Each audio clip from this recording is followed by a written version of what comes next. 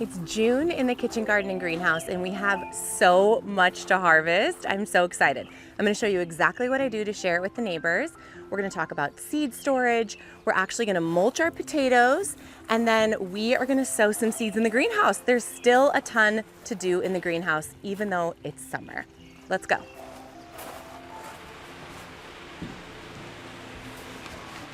Even though it's summer and it's hot in the greenhouse, it's 101 degrees right now, I am still using the greenhouse to start seeds. It gives me a ton of control, and what these seeds want to germinate is moisture and warmth.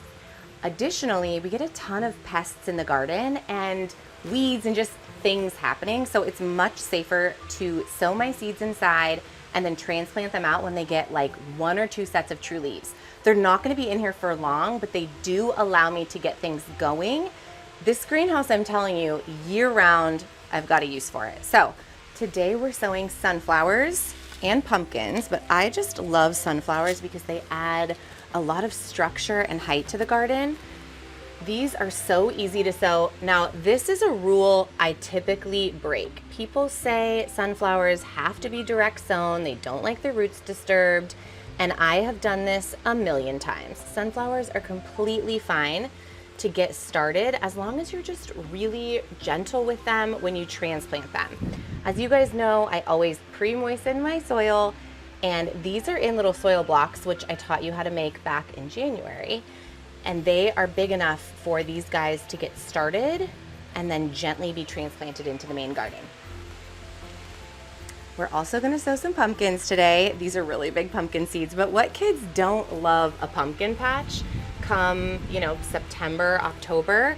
So we are gonna get these started in here. They are barely gonna have room to get going because they're big seeds, but these are gonna be so fun. We love to carve our names in the pumpkins and watch the names like puff up as they grow. I'll be sure to show you guys that when it's time. Anyways, I'm gonna get these going, and then as you know, they're ready to sit until tomorrow, and I will water these tomorrow.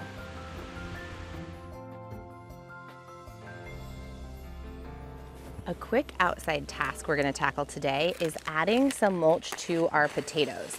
I do not like to intervene with my potatoes, and what they really want is to be dark. You don't want any of the potatoes to get exposed to the light or they can become toxic. So we just continue to add hay. It could be rotted hay, it could even be like compost or leaf mold, but I just like to use, this is actually like easy tack straw. You can get it at Tractor Supply, and it is not complicated. You are just gonna add this layer around your potato patch in big chunks. Like I'd say I wanna add about 3 inches to it.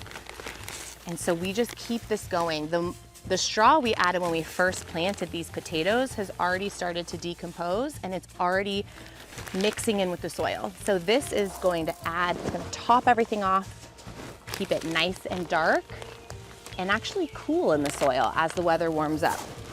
This foliage is gonna die back soon, and that's when you know your potatoes are ready. It's kind of like onions. These will all look like dead and icky. Oh my gosh, look at this guy. Looks like a tomato, right? Anyways, these are gonna die back, and that's when you know it's time to go for your treasure hunt and start pulling up spuds. All right, after we fill this bed up with straw, we have harvesting to do.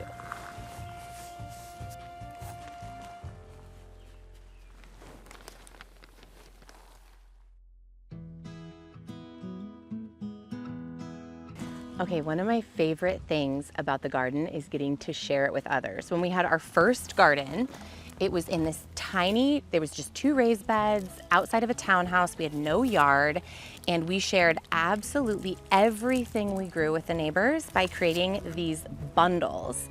My veggie bundles, I called them. And my son, he was like 2 years old. He'd be knocking on the neighbors' doors with these cute little wraps, and we would take them door to door. So that's what we're doing today. My first huge harvest is here.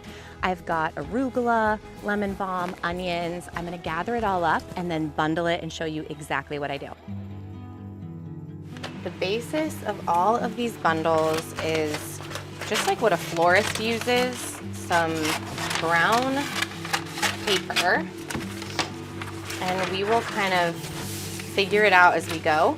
But one thing I always also add is a little bit of damp paper towel. I have some like press and cling underneath it too, because all of our greens are gonna be wilty if we don't do that.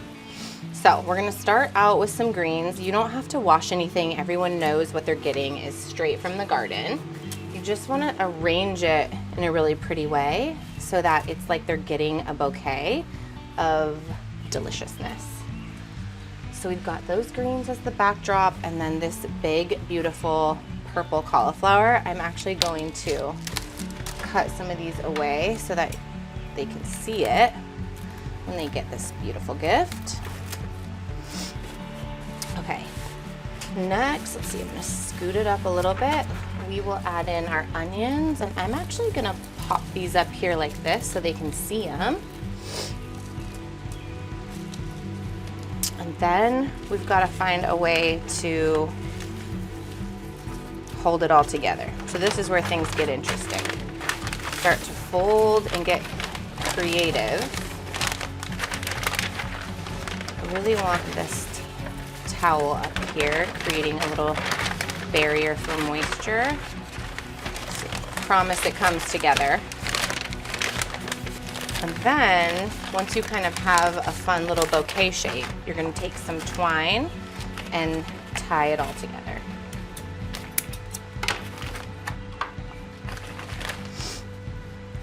These onion tops are kind of acting like our bouquet stems. It might not stand up perfectly, but you're just gonna hand these over or set them on a doorstep, and I promise it is such a showstopper. And here you go. The perfect little veggie bundle for neighbors. I'm gonna give this to my parents. They will be so thrilled. Fresh veggies from the garden wrapped up like a little gift.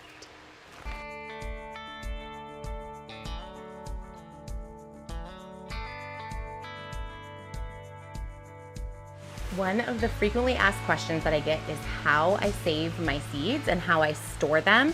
So I wanted to show you what I do for storage. It's quite simple. I've tried a few methods and this is my favorite. So I just get a 3-ring binder online. This is from Amazon, I'll link to it. And I put in these photo sheets. They're little plastic 4x6 photo sheets. And I catalog everything so that when I'm looking for what I need, I can just flip through like I'm shopping for it.